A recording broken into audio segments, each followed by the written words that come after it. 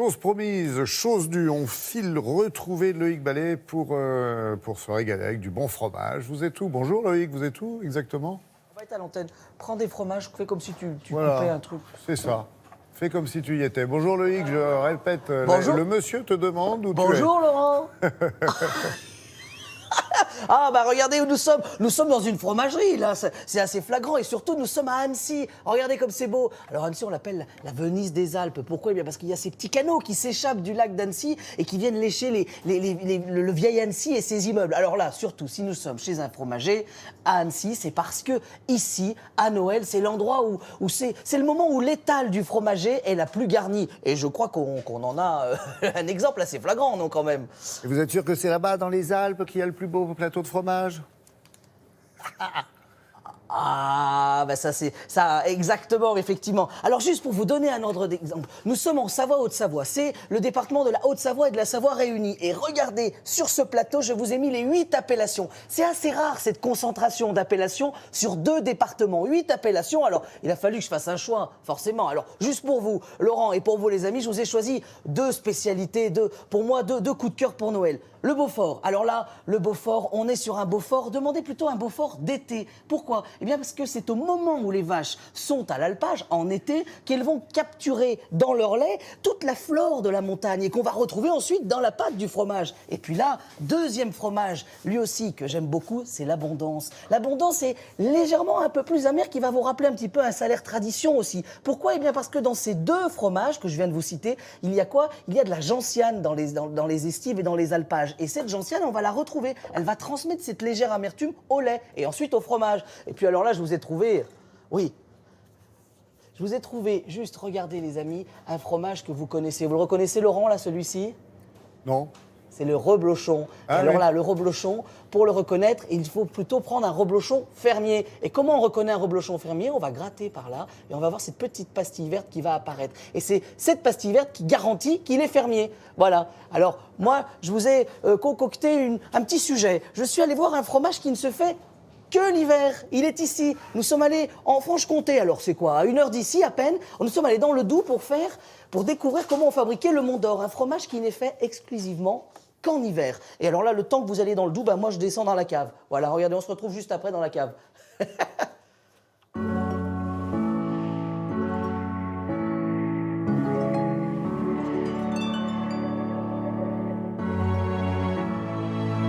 ben voilà, on retrouve Pierre Gay. Alors là, Pierre Gay, il est meilleur ouvrier de France. D'ordinaire, il est au bord du lac d'Annecy. Mais là, il est au bord d'un autre lac, on est dans le Haut-Doubs. Allez hop! Bon, pourquoi on se retrouve au pied de cette forêt finalement? Alors, on est au cœur de la plus grande forêt d'Europe. Et donc là, on va pouvoir prélever des sangles qui vont servir à entourer ce fromage. Il y a un métier qui en découle. Absolument. Et ce métier Vous n'est pas connaissez le bûcheron, Voilà. le fromager, et entre les deux, il y a le... Sanglier. On retire l'écorce, D'accord. l'épicéa, et on va retirer une lamelle d'aubier, c'est-à-dire ce qui se trouve entre le bois, la partie que l'on va utiliser dans la menuiserie, et puis l'écorce de larron. Entre les deux. Entre D'accord. les deux. C'est un vrai métier. C'est un vrai savoir-faire. Et ça veut dire qu'autour de nous, il y a des gens qui vivent de ça, qui sont sangliers. Absolument. Ouais. D'accord. Bon, bah C'est- parfait.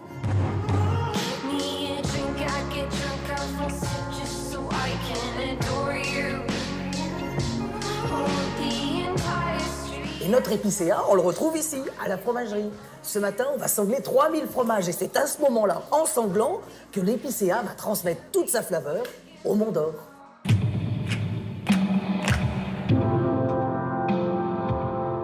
Alors, Cédric, expliquez-nous, le Mont d'Or, c'est une appellation d'origine protégée. Oui, tout à fait. Donc on l'a trouvé sur une zone géographique bien déterminée, qui se situe entre la source du Doubs et le seau du Doubs.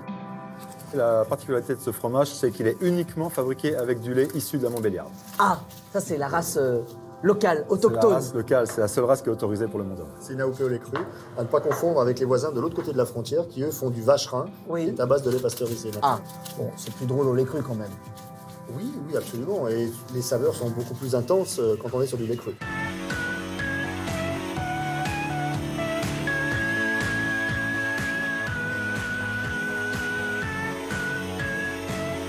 Là, dans les avions, ils disent température extérieure. Alors, dans le Jura, on ne dit pas le moins.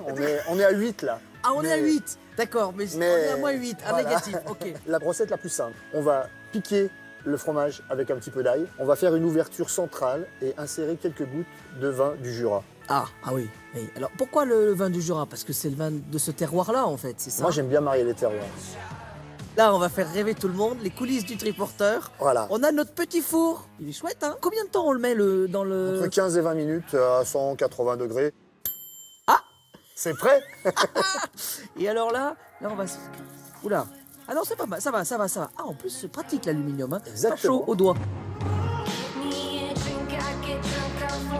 On peut aussi le cuisiner au chaud, chez soi. Ça marche très bien dans sa cuisine. Ok. Oui, Ah, tout à fait. Mais, Moins 8, c'est rigolo, mais... l'ambiance n'est pas la même. On retrouve Loïc, effectivement, en direct d'Annecy. Vous avez changé d'étage, là. Vous êtes remonté au chaud. Ah bah oui, regardez, nous sommes passés, on est juste en fait sous la fromagerie, et si nous sommes venus ici, dans la cave, c'est parce que je voulais, Laurent, tirer mon chapeau en fait un petit peu au fromager, parce qu'on a tendance à l'oublier, mais un des métiers du fromager, c'est l'affinage, justement. Puisque le secret pour un bon fromage, c'est d'attendre et de savoir attendre et de le servir au bon moment. Justement, je vous ai trouvé alors là 2 pépites, 2 trésors, parce qu'on est un peu dans la caverne d'Ali Baba ici. Là, c'est un comté qui a 4 ans. Je ne sais pas si vous vous rendez compte, mais pendant 4 ans, notre ami Pierrier qui est juste derrière, il va le regarder, venir le voir, et puis il va le sortir au bon moment. Et ça, c'est le travail du fromager et de l'affineur. Autre fromage assez intéressant, alors là, on part un petit peu en Suisse, on va du côté de chez Heidi, on est dans la région, en fait, finalement, on n'est pas loin de Stadt et de Gruyère, et ça, c'est le Letiva. Et le Letiva, il va avoir cette saveur un petit peu fumée. Pourquoi? Eh bien, parce que quand on va travailler le lait dans le chaudron en cuivre, on va mettre du feu de bois dessous, et on va le chauffer au feu de bois, et c'est cette fumée qui va venir parfumer le fromage. Et puis, alors là,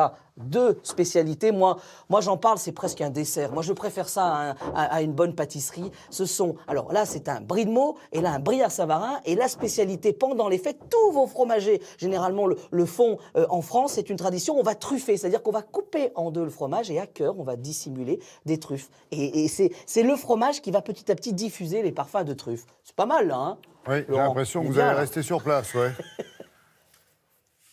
Oui, j'en ferai pas tout un fromage si vous m'oubliez ici, hein. D'accord. Bon, adieu, Loïc. En revanche, vous demandez à l'équipe de rentrer. On a besoin de les féliciter pour ces belles images et ce moment partagé. Allez.